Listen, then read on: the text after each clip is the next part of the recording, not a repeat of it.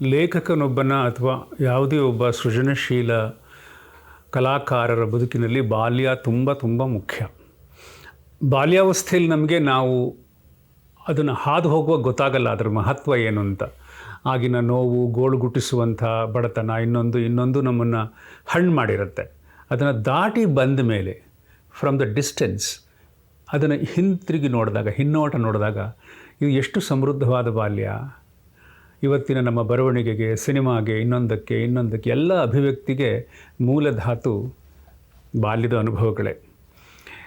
ಹಾಗೆ ನೋಡಿದರೆ ನಮ್ಮ ಹಳ್ಳಿ ಒಬ್ಬ ಕವಿ ಅಥವಾ ಒಬ್ಬ ಕಲಾಕಾರ ಹುಟ್ಟಲಿಕ್ಕೆ ಸೂಕ್ತವಾದ ವೇದಿಕೆಯೋ ಅಲ್ವೋ ಗೊತ್ತಿಲ್ಲ. ಯಾಕಂದ್ರೆ ನಮ್ಮ ಹಳ್ಳಿಯಲ್ಲಿ ಕಾಡಿಲ್ಲ, ಕೆರೆ ಇಲ್ಲ, ಬೆಟ್ಟ ಇಲ್ಲ, ಪಕ್ಕದಲ್ಲಿ ಜುಳು ಹರಿಯೋ ನದಿ ಇಲ್ಲ. ಏನು ನಮ್ಮ ನವೋದಯ ಕಾವ್ಯದಲ್ಲಿ ಬರುತ್ತಲ್ಲ ಆ ವರ್ಣನೆಗಳು, ಆ ಥರದ್ದು ಯಾವುದೂ ಇಲ್ಲ.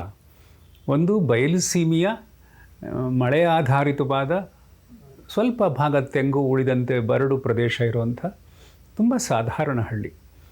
ಮಂಗಳೂರು ಹೆದ್ದಾರಿಲಿ ಒಂದು 100 ಕಿಲೋಮೀಟ್ರ್ ಬೆಂಗಳೂರಿಂದ ಹೋದರೆ ಸಿಗೋವಂಥ ಒಂದು ಹಳ್ಳಿ. ಮಂಡ್ಯ ಜಿಲ್ಲೆಯ ಹಳ್ಳಿ. ಆದರೆ ಮಂಡ್ಯ ಜಿಲ್ಲೆಯ ಯಾವ ನಾಲೆ, ನೀರು, ಕಬ್ಬು, ಆಲೆಮನೆ ಅವುಗಳು ಯಾವುದೂ ಇಲ್ಲದೇ ಇರುವಂಥ ಒಂದು ಹಳ್ಳಿ.